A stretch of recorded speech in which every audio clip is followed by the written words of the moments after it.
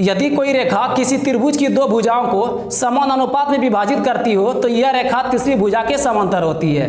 तो आज के इस वीडियो में इसी थ्योरम को सिद्ध करने वाले हैं। यह थ्योरम आधारभूत आनुपातिकता प्रमेय का विलोम है। क्या है? आधारभूत आनुपातिकता प्रमेय का विलोम है, मतलब थेल्स का विलोम है। कथन क्या है इस थ्योरम का? कथन है कि यदि कोई रेखा किसी त्रिभुज की दो भुजाओं को समान अनुपात में विभाजित करती हो तो यह रेखा तीसरी भुजा के समांतर होती है। तो इसी थ्योरम को आज सिद्ध करने वाले हैं। आप शुरू से अंत तक हमारे साथ बने रहिए। थ्योरम को मैं सिखा दूंगा कि कैसे थ्योरम सिद्ध किया जाता है, तो देखते रहिए। हेलो एवरीवन, आपका स्वागत है आपका अपने यूट्यूब चैनल सक्सेस परीक्षा पॉइंट में। मैं हूं सुचित मंडल।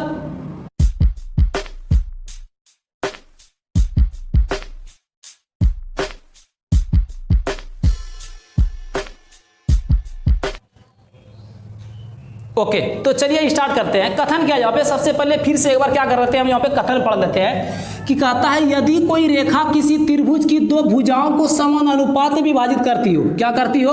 एक त्रिभुज है, एक त्रिभुज में एक रेखा है, वो रेखा क्या करता है? त्रिभुज की दो भुजाओं को समान अनुपात में विभाजित कर देती है। तो वही रेखा जो तीसरा भुजा बचा हुआ त्रिभुज में उसके समांतर होती है। तो सबसे पहले हम लोग यहाँ पे क्या करेंगे कि कथन के अनुसार एक फिगर बना लेंगे।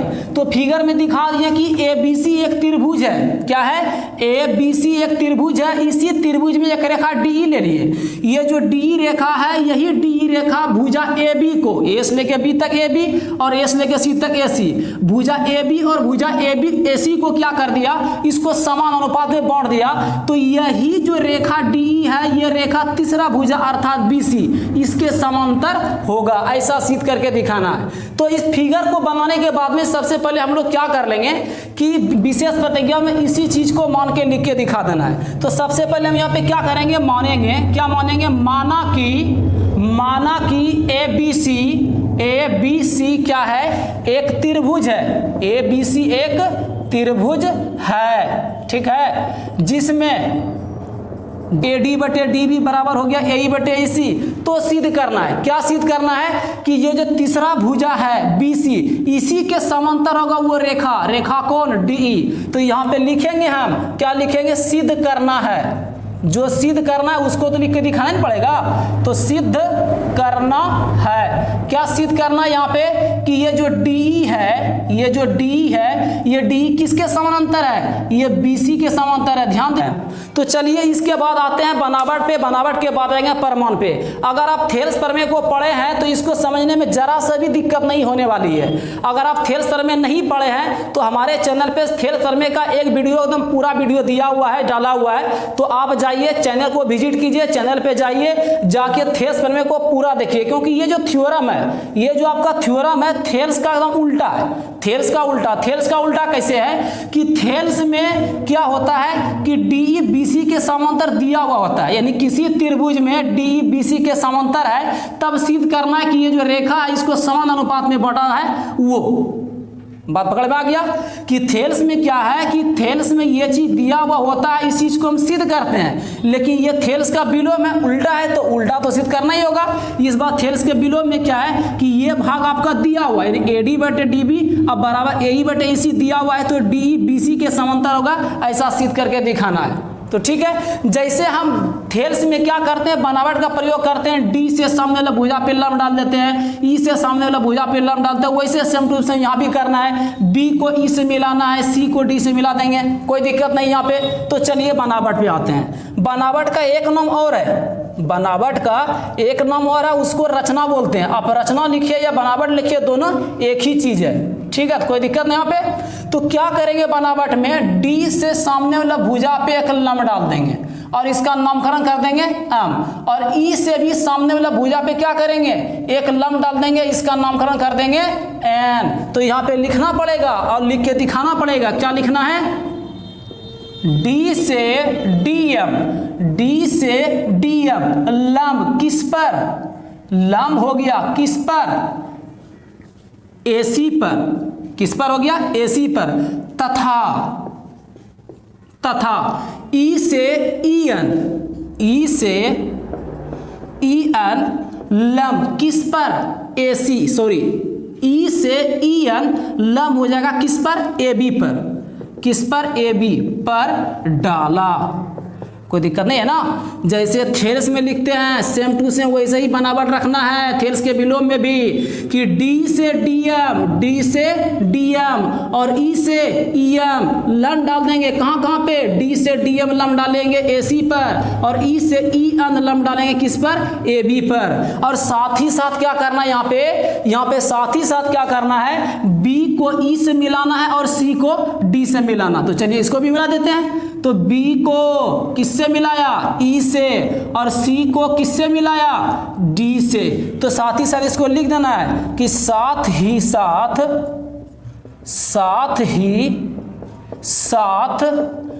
B को E से, B को E से और C को D से, C को D से क्या किया? मिला। इसके बाद क्या करेंगे? हम लोग आ जाएंगे प्रमाण पे। किस पे आ जाएंगे? प्रमाण पे। प्रमाण पे जैसे थेल्स थ्योरम को हल करते हैं वैसे इसके विलोम को भी हल करेंगे, मतलब इस थ्योरम को भी हल करेंगे। सेम प्रमाण पे आते हैं। प्रमाण पे हम लोग यहाँ पे क्या करेंगे? दो त्रिभुज से सबसे पहले चलेंगे। एक त्रिभुज ADE रखेंगे और दूसरा त्रिभुज BDE रखेंगे। तो यहाँ पे लिखेंगे, क्या लिखेंगे? त्रिभुज ADE तथा त्रिभुज BDE। त्रिभुज हो गया BDE में, त्रिभुज ADE तथा त्रिभुज BDE में क्या है? त्रिभुज ADE का क्षेत्रफल। यही दोनों त्रिभुज का क्या करेंगे? क्षेत्रफल निकालेंगे। यहाँ पे लिखेंगे त्रिभुज ADE का क्षेत्रफल, ठीक है, और बटे में दे देंगे त्रिभुज BDE का क्षेत्रफल। अब देखिएगा त्रिभुज कोई भी रे क्षेत्रफल निकालने के लिए एक फार्मूला का प्रयोग करते हैं। कौन सा फार्मूला होता है? 1/2 गुना आधार गुना ऊंचाई। तो यहाँ पर भी क्या करेंगे? 1/2 गुना आधार गुना ऊंचाई का प्रयोग करेंगे त्रिभुज के क्षेत्रफल के लिए। अब यहाँ पे कर लेते हैं प्रयोग। तो 1/2 त्रिभुज कौन सा है? ADE ही है, तो 1/2 तो होगा ही। इसके बाद आधार क्या करेंगे? जैसे थेल्स में आधार AD रखते हैं त्रिभुज ADE के लिए, उसी प्रकार इसमें भी क्या करेंगे? आधार AD रखेंगे। तो रख लिए यहाँ पे AD।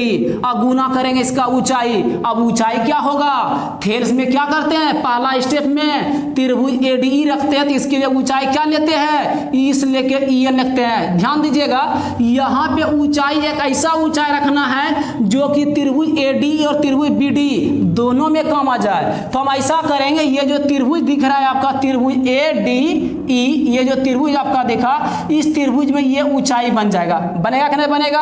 अगर ये ऊंचाई बन जाएगा तो इसी ऊंचाई को यहाँ पे रखेंगे और यही ऊंचाई जो है आपका त्रिभुज BDE के लिए भी काम में आ जाएगा, ठीक है। तो यहाँ पे हो गया पूरा का पूरा त्रिभुज ADE का क्षेत्रफल। अब इसके बाद नीचे आ जाएंगे किसका क्षेत्रफल? BDE का क्षेत्रफल। तो यहाँ भी लिखेंगे 1/2 गुना आधार क्या हो जाएगा? जैसे थेल्स में आधार BD रखते हैं त्रिभुज BDE के लिए, उसी प्रकार इसमें भी क्या कर लेंगे? आधार BD रखेंगे। तो यहाँ पे लिखेंगे BD, आधार हो गया BD, और साथ ही साथ इसका ऊंचाई चाहिए। जो ऊंचाई यहाँ पे त्रिभुज ADE के लिए बना है EN, वही ऊंचाई आपका त्रिभुज BDE के लिए भी बन जाएगा आपका EN। कैसे बन जाएगा? आपको किसी के मन में ये भी डाउट आता होगा कि ये ऊंचाई EN कैसे बन जाएगा, ये तो त्रिभुज से बाहर है। तो यहाँ थेल्स थ्योरम में मैंने बताया कि कैसे ये ऊंचाई त्रिभुज BDE में भी हो जाता है। तो ध्यान से एक बार देख लीजिए थोड़ा सा शॉर्ट में कि ये जो त्रिभुज BDE है, ये त्रिभुज BD है, ये ऊंचाई त्रिभुज के बाहर है, लेकिन फिर भी यही ऊंचाई त्रिभुज BDE में क्या करता है? काम करता है। इसीलिए क्या करेंगे? त्रिभुज BDE के क्षेत्रफल के लिए ऊंचाई को EN रखेंगे। इसके बाद क्या करेंगे? जो कटेगा उसको कटा देंगे। जैसे 1/2 ऊपर 1/2 नीचे, ये कट के हट गया, EN ऊपर EN नीचे, ये कट गया। अब इसके बाद जो बचा है क्या करना? उसको लिख लेना है। क्या बच गया यहाँ पे? त्रिभुज ADE का क्षेत्रफल, त्रिभुज ADE का क्षेत्रफल बटे में बच गया आपका त्रिभुज BDE का क्षेत्रफल। यहां तक तो एकदम सेम टू सेम होता है। देखिए यहाँ पे RHS साइड क्या बचा हुआ है? AD बचा और बटे में BD बचा। देख लीजिए ध्यान से BD, ये जो BD है B से लेकर D तक BD है। इसी BD को अगर D से लेकर B तक DB लिखे तो किसी को दिक्कत नहीं होगा? अरे नहीं होगा ना। तो इसी BD को हम क्या करेंगे? DB लिख लेते हैं उल्टा करके, ज्यादा अच्छा लगेगा देखने में भी। और यह DB बचा हुआ है, नीचे लिख लेंगे DB, इसको मान लेंगे समीकरण 1। ध्यान दिएगा, अगर आप थेल्स थ्योरम देखें, अगर थेल्स थ्योरम को पढ़े हैं, कहीं भी पढ़े हैं या फिर हमारे चैनल पे ही पढ़े हैं या कहीं और पढ़े हैं, तो वहाँ पे दो समीकरण तैयार होता है, इन 2 क्वेश्चन तैयार होता है, और दोनों इक्वेशन जो होता है सेम टू सेम इस थ्योरम में भी होता है। जैसे थेल्स थ्योरम में 2 समीकरण तैयार करते हैं जौन से तरीके से, वही तरीके से यहाँ पर भी आपका समीकरण तैयार होगा। आप थेल्स में देखेंगे सेम टू सेम यहाँ तक, इसके बाद जो दूसरा समीकरण तैयार होता है उसमें भी आपका सेम टू सेम ही होता है। तो इसके बाद हम लोग यहाँ पे क्या करेंगे, लिखेंगे, क्या लिखेंगे, इसी प्रकार में क्या करेंगे, इस बार फिर से त्रिभुज ADE लेंगे, लेकिन दूसरा वाला जो त्रिभुज रखेंगे वो BD ना रख के त्रिभुज CDE रखेंगे, तो कोई दिक्कत नहीं है ना। तो यहाँ पे लिखेंगे इसी प्रकार त्रिभुज ADE तथा हो जाएगा त्रिभुज CDE में, त्रिभुज CDE में। अब ये दोनों त्रिभुज में हम देख रहे हैं, क्या देख रहे हैं यहाँ पे, कि त्रिभुज ADE का क्षेत्रफल, यानी यही दोनों त्रिभुज का क्षेत्रफल, त्रिभुज ADE का क्षेत्रफल अब बटे हो जाएगा त्रिभुज CDE का क्षेत्रफल। ठीक है, यहां पर भी सेम टू सेम करना, 1/2 गुना आधार गुना ऊंचाई। अब देखते हैं कि त्रिभुज ADE में आधार क्या ऊंचाई किया है। तो त्रिभुज ADE में आधार AD को इस बार नहीं रखना है, इस बार क्या करना है, दूसरा वाला आधार लेना। इस बार आधार ले लेंगे AE को, ठीक है, इस बार आधार क्या करना है, AE को रखना है। तो आधार बन गया आपका AE, तो 1/2 गुना आधार हो गया आपका AE, कोई दिक्कत नहीं है ना। इसके साथ ही साथ क्या करेंगे, ऊंचाई भी डालेंगे। त्रिभुज ADE में ऊंचाई आपका EN है, ठीक है, यही ऊंचाई आपका त्रिभुज BDE में कम किया है। तो इसी प्रकार एक ऐसा ऊंचाई रखना है जो कि त्रिभुज ADE के साथ साथ त्रिभुज CDE में भी क्या हो जाए, कम हो जाए। इस बार क्या करेंगे, त्रिभुज ADE का ऊंचाई EN न रख के ऊंचाई क्या करेंगे, DM रखेंगे। यही DM जो ऊंचाई बनेगा त्रिभुज CDE के लिए भी बन जाएगा। तो यहां पर रखेंगे ऊंचाई में क्या रखेंगे, यहाँ पे D से लेके M तक, DM, और बटे हो जाएगा त्रिभुज CDE का क्षेत्रफल। त्रिभुज CDE का जो क्षेत्रफल होता है 1/2 गुना आधार गुना ऊंचाई। आधार क्या करेंगे इस बार त्रिभुज CDE में, आधार ले लेते हैं यहाँ पे EC। ऐसा हम क्यों कर रहे हैं, थेल्स में भी सेम टू सेम यही करते हैं, और थेल्स वाला यहाँ पर भी कर रहे हैं। जिस तरह थेल्स में आधार ADE के लिए AD रखते हैं, तो उसके साथ साथ दूसरा त्रिभुज का आधार DB रखते हैं, और दूसरा समीकरण के लिए क्या कर लेते हैं, आधार त्रिभुज ADE में AE रखते हैं, तो दूसरा त्रिभुज जो CDE बना हुआ इसका आधार क्या कर लेते हैं, EC रखते हैं। तो यहां पर भी क्या करेंगे, EC रखेंगे। ये हो गया आपका EC आधार, कौन से त्रिभुज में, त्रिभुज CDE। अगर आधार EC है तो इसका ऊंचाई क्या बन जाएगा, D से लेके M तक DM बन जाएगा। यहाँ पे ऊंचाई लिखेंगे DM। इसके बाद क्या करेंगे, जो कटेगा उसको कटा देंगे। जैसे 1/2 ऊपर और नीचे कट गया, DM ऊपर और DM नीचे कट गया। अब जो कट गया और इसके बाद जो बच गया उसको लिख के दिखाना है। क्या बच गया, त्रिभुज, क्या बचा यहाँ पे, त्रिभुज ADE का क्षेत्रफल, और बटे में बच गया आपका त्रिभुज CDE का क्षेत्रफल। ठीक है, त्रिभुज हो गया CDE का क्षेत्रफल बराबर में, और अच्छा साइड क्या बचा, ऊपर में AE और नीचे में EC। इसको मान लेंगे समीकरण 2। यहां तक तो यानी परमाणु में यहां से लेके यहां तक तो सेम टू सेम थेल्स का ही है। अब इसके बाद यहां पे क्या करेंगे, जरा ध्यान से देखिएगा कि इस थ्योरम के लिए जो विशेष प्रतिज्ञा में देख रहे हैं, अब यहाँ पे क्या करेंगे, जरा विशेष प्रतिज्ञा को देखेंगे। क्या देखेंगे कि विशेष प्रतिज्ञा में ABC एक त्रिभुज माने हैं, इसी त्रिभुज में AD/DB बराबर में AE/EC है। ये जो है कथन के अनुसार है, कथन में ही है कि कोई रेखा किसी त्रिभुज के 2 भुजाओं को समान अनुपात में विभाजित करती हो। क्या करती हो, समान अनुपात में विभाजित करती हो। तो ये तो कथन के अनुसार दिया हुआ है ना। अब चलना है आपको विशेष प्रतिज्ञा से। इसके बाद जब समीकरण 2 फाइनल हो जाएगा, तब इसके बाद यहाँ पे लिखेंगे, क्या लिखेंगे, दिया है, क्या दिया हुआ है कि AD/DB दिया हुआ है, AD/DB और बराबर में है AE/EC। AE बटे EC, ये चीज तो दिया हुआ है। ऐसा क्यों लिखे? जब तक आप इसका प्रयोग नहीं करोगे तो ये थ्योरम सिद्ध भी नहीं होने वाला है। तो क्या किए, विशेष प्रतिज्ञा से AD बटे DB बराबर AE बटे EC को उठा के यहाँ पे लिख लिए। अब यहाँ पे किसी को कोई तरह का दिक्कत नहीं है। अब जरा ध्यान से देखिए समीकरण 1 और समीकरण 2 को क्या दिखता है। यहाँ पे समीकरण 1 और समीकरण 2 में क्या दिख रहा है कि ये जो AD बटे DB है समीकरण 1 में RHS की जगह है, और AE बटे EC जो है ये समीकरण 2 में भी RHS की जगह है। अगर इन दोनों के जगह अगर ये दोनों उठा के यहाँ पे रख दें, इन दोनों को अगर यहाँ उठा के रख दें तो किसी को कोई तरह का दिक्कत नहीं होगा? अरे नहीं होगा ना। तो चलिए इसके बाद रखते हैं। तो यहाँ पे इसके बाद जो नीचे वाला स्टेप में लिखेंगे, क्या लिखेंगे कि AD बटे DB के स्थान पे समीकरण 1 से त्रिभुज क्या होगा, त्रिभुज ADE का क्षेत्रफल, ठीक है, और बटे में हो जाएगा त्रिभुज BDE का क्षेत्रफल, और बराबर में क्या है, AE बटे EC है। ये तो मान लिखे हैं AD बटे DB के लिए। अब AE बटे EC के लिए कहां से रखेंगे, समीकरण 2 से देख लीजिए। तो क्या हो जाएगा, त्रिभुज फिर से ADE का क्षेत्रफल, और बटे में हो जाएगा त्रिभुज CDE का क्षेत्रफल, त्रिभुज CDE का क्षेत्रफल।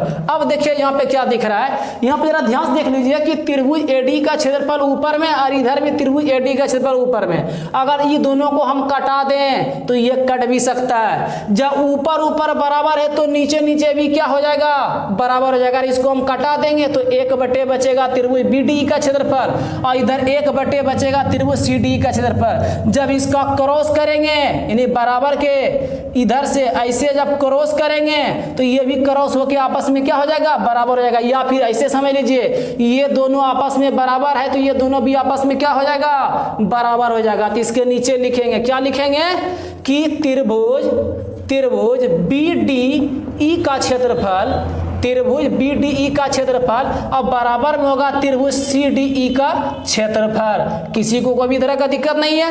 अब जरा यहाँ पे समझिएगा फिगर में, फिर से फिगर में यहाँ पे बता रहे हैं आपको कि थेल्स थ्योरम में हम क्या करते हैं, थेल्स थ्योरम में हम क्या देखते हैं कि जब त्रिभुज BDE और त्रिभुज CDE के लिए एक ही आधार DE होता है और एक ही जोड़ी समांतर रेखा के बीच स्थित होता है तो दोनों त्रिभुज का क्षेत्रफल आपस में क्या हो जाता है, बराबर होता है। तो यहाँ पर इस थ्योरम में क्या हो रहा है, जब इस थ्योरम को प्रमाण पे लेकर के सिद्ध कर रहे हैं तो यहाँ पे क्या हो रहा है कि त्रिभुज BDE और त्रिभुज CDE का क्षेत्रफल आपस में बराबर।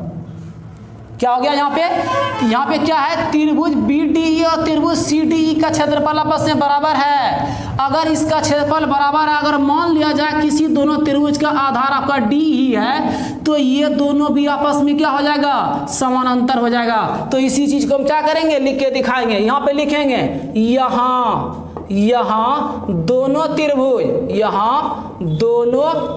कौन कौन सा त्रिभुज है, यहाँ पे हो गया दोनों त्रिभुज, कौन कौन सा, त्रिभुज BDE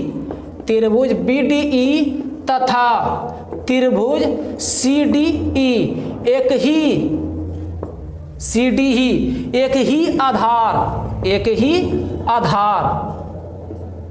ही आधार, कौन सा आधार, ये D। मान लिया जाए त्रिभुज BDE और त्रिभुज CDE के लिए आधार क्या है, D है। और ये देखिए दोनों त्रिभुज में DE आ चुका है, त्रिभुज BDE में भी आया है DE और त्रिभुज CDE में भी आया है DE, आया है ना। तो यहाँ पे लिखेंगे कि यहाँ दोनों त्रिभुज BDE तथा त्रिभुज CDE एक ही आधार DE के ओर